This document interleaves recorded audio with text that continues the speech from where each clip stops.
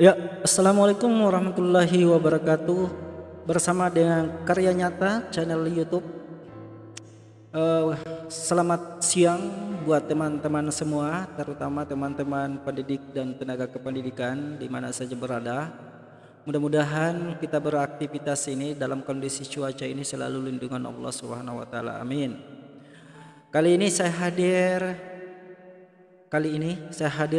dengan ingin berbagi sama teman-teman semua terkait dengan kurikulum paradigma baru 2022. Namun sebelum kita masuk di materi kurikulum paradigma baru 2022 ini, sedikit banyaknya kita harus tahu, kita harus paham, kita saling berbagi seperti apa itu prototype ini. Ini prototype sangat mendukung nanti terkait dengan kegiatan-kegiatan kurikulum paradigma baru 2022. Nah, teman-teman, mari kita sama-sama bahas tentang materi ini. Bukan berarti saya ini paham sekali tentang prototype kurikulum paradigma baru ke depan ini, tetapi sedikit banyaknya saya ingin berbagi dengan teman-teman. Bukan saya hebat, bukan saya semata-mata hanya ingin adalah sesuatu yang baru buat teman-teman terkait dengan ini. Ya. Di sini kurikulum prototype diberikan sebagai opsi tambahan bagi satuan pendidikan untuk melakukan pemulihan pembelajaran selama 2022-2024. Jadi ini hanya sebagai opsi tambahan ya, untuk memulihkan proses pembelajaran ini yang sekian hampir kurang lebih 2 tahun ini kita hanya belajar tatap muka, belajar di luar kelas atau daring ya, sehingga ini adalah opsi tambahan yang ditawarkan oleh Dinas Pendidikan, diperuntukkan kepada satuan pendidikan bahwa ini hanya pemulihan pembelajaran selama 2022 sampai 2024. Dari hasil pemulihan ini akan ada evaluasinya ya, ada evaluasi, ada uji kembali, dikaji ulang seperti apa kelemahannya ya. Mungkin sudah banyak suplemen-suplemen yang diberikan oleh Kementerian Pendidikan terkait dengan proses pembelajaran dalam masa pemulihan pelajaran di masa Covid itu, sehingga itulah yang menjadi kajian nanti, evaluasi nantinya Kementerian Pendidikan pada tahun 2024 ya. Seperti itu pengantarnya tentang prototype ini ya. Kemudian kita ingin bahas prototype lebih lanjut lagi, bahwa apa sesungguhnya itu prototype ya.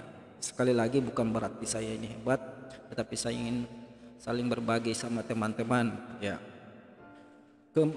Prototype itu sering digunakan untuk mempresentasikan versi awal dari sebuah produk ya, dengan tujuan untuk menguji konsep ya dari produk yang akan dirilis nantinya ya. Nantinya kan akan dirilis kurikulum paradigma baru 2022 dari hasil kajian dan evaluasi di masa proses pembelajaran yang diberikan oleh Kementerian Pendidikan kemarin itu, masa pemulihan ya, masa pemulihan. Namun apa itu prototype, apa manfaat dan contohnya ya. Di sini kita bahas dulu ini proses prototype nantinya ke depan. Di sini ada pra pandemi, jadi sebelum ya pandemi ini, kurikulum 2013 itu kan jalan dengan baik ya. Kemudian di tahun 2022 sampai 2021 sampai saat ini ada masuk pandemi ya, sehingga kurikulum 2013 dijadikan kurikulum darurat ya, KUR 2013 yang disederhanakan ya dengan akibat adanya pandemi ini. Kemudian masuk pada tahun 2021-2022 masih pandemi, kurikulum 2013 kurikulum darurat, masih kurikulum darurat, dan kurikulum prototype di SP dan SMK PK ya. Kemudian masa pemulihan 2020, mulai dari 2020 sampai 2022 itu masa pemulihan.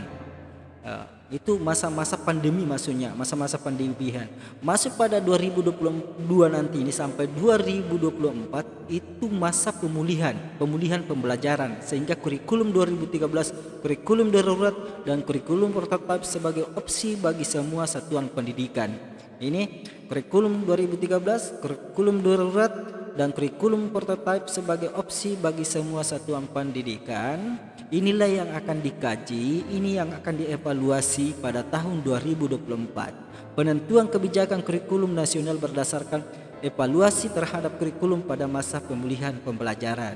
Ya, jadi seperti itu penjelasannya tentang apa itu prototipe. Ya, jadi saya ulang, prototipe sering digunakan untuk mempresentasikan versi awal dari sebuah produk dengan tujuan untuk menguji konsep dari produk yang akan dirilis nantinya.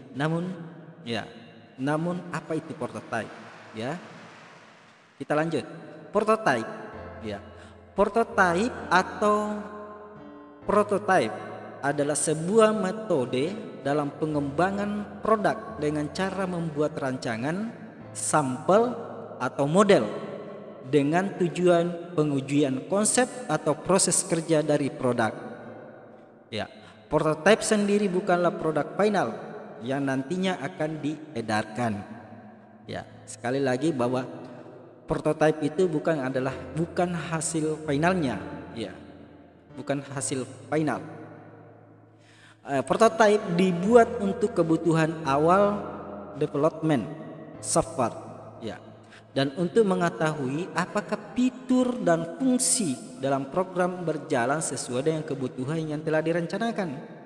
Ya, jadi 2013, 2021, 2022 itu adalah masa-masa COVID. Nah, itu yang akan dievaluasi. Ya, apakah jalan sesuai dengan aturan yang ada, sehingga pengembangan produk dapat mengetahui kekurangan dan kesalahan lebih awal sebelum mengimplementasikan fitur lain ke dalam produk dan merilis produk. Ya, itu apa itu prototipe? Itu penjelasannya. Ya. Kemudian tujuan prototipe. Ya, prototipe, ya. Tujuan utama dari prototipe ini adalah mengembangkan model, ya, mengembangkan model atau rancangan produk menjadi produk final yang dapat memenuhi permintaan pengguna. Ya, saya ulang. Prototipe ini adalah mengembangkan model, ya, model-model pembelajaran dan merancang produk, ya, hasil dari rancangan menjadi produk final yang dapat memenuhi permintaan pengguna. Kalau sudah memenuhi standar maka akan dipublikasikan, akan dibagikan kepada satuan pendidikan. Dalam proses pengembangan produk, pengguna dapat ikut andil dalam proses pengembangan produk dengan cara mengevaluasi, ya, dan memberikan umpan balik. Umpan balik yang diberikan dapat digunakan sebagai acuan dalam pengembangan produk selanjutnya. Selain itu, penggunaan prototipe dapat memunculkan ide-ide baru yang bisa dikembangkan menjadi sebuah fitur untuk melengkapi produk. Ya, itu tujuannya. Ya, jadi tetap prototipe itu terbuka, ya, menerima umpan balik, ya. Pengguna juga bisa memunculkan ide-ide, jadi tidak tertutup nantinya proses pembelajaran ke depan ini, ya. Kemudian ada banyak manfaat dan keuntungan yang bisa kita dapatkan saat menggunakan sistem prototipe. Saya ulang, ada banyak manfaat dan keuntungan yang bisa kita dapatkan saat menggunakan sistem prototipe ini. Ya, manfaatnya. Yang pertama, dapat menghemat waktu dan biaya pengembangan produk. Ya, dapat menghemat waktu dan biaya pengembangan produk. Yang pertama adalah kita dapat menekan biaya dan menghemat waktu dalam proses pengembangan produk. Dengan begitu, sumber daya yang tersisa dapat dialokasikan untuk kebutuhan yang lain. Ya, itu manfaat yang pertama. Kedua manfaatnya, dapat mengetahui kebutuhan pengguna terlebih dahulu. Ya, jadi kita sudah mampu, oh ternyata kebutuhan guru nanti begini, kebutuhan siswa begini. Manfaat yang kedua yaitu dengan memanfaatkan sistem prototyping, kita dapat mengetahui kebutuhan pengguna terlebih dahulu, sehingga sehingga kita dan tim dapat mengetahui apa saja prioritas dan kebutuhan pengguna. Dengan begitu proses pengembangan produk akan berlangsung lebih cepat. Ya, saya ulang, ini bagus sekali ini. Manfaat yang kedua yaitu memanfaatkan sistem prototyping, kita dapat mengetahui kebutuhan terlebih dahulu. Kebutuhannya dulu kita harus tahu. Apa kebutuhan guru kita, apa kebutuhan peserta didik kita, sehingga kita dan tim dapat mengetahui apa-apa saja prioritas yang harus menjadi kebutuhan utama bagi pengguna. Dengan begitu prosesnya pengembangan produk akan berlangsung lebih cepat. Ya. Kemudian menjadi acuan untuk pengembangan produk. Selanjutnya model prototipe dapat menjadi acuan untuk patokan untuk kita dapat mengembangkan sebuah produk. Jadi ada sasaran, ada patokan untuk mengembangkan sebuah produk. Ya. Kita juga dapat menggunakan prototipe untuk menemukan kekurangan dan mencari solusi. Iya, bagus sekali. Jadi prototipe ini dapat digunakan untuk menemukan, mengetahui kekurangan-kekurangan selama ini terkait dengan pendidikan. Kemudian kita dapat mencari solusi, jalan yang terbaik untuk membuat produk. Ya, kita juga menjadi semakin baik lagi. Yang begitu. Kemudian yang selanjutnya dapat menjadi bahan presentasi. Kita dapat menggunakan prototipe untuk mempresentasikan produk yang akan kita luncurkan. Dengan adanya prototipe akan memudahkan audiens mendapatkan gambaran tentang produk yang akan diluncurkan. Ya, seperti itu manfaatnya tentang prototipe sebagai pengantar dalam memasuki era 2022 nanti ini, kurikulum paradigma baru 2022. Jadi ini adalah pengantar kita membahas tentang prototipe itu. Jadi kita sudah tahu kan prototipe itu apa. Kamu dapat menggunakan contoh prototipe yang sudah dijelaskan di atas. Ya, saya kira seperti itu teman-teman. Ke depan kita akan membahas agenda kurikulum paradigma baru ke depan. Kalau tidak salah ada 5 kayaknya, kalau bukan 6 ya, agenda. Namun setelah ini kedepannya kami akan membahas agenda kurikulum paradigma baru 2022.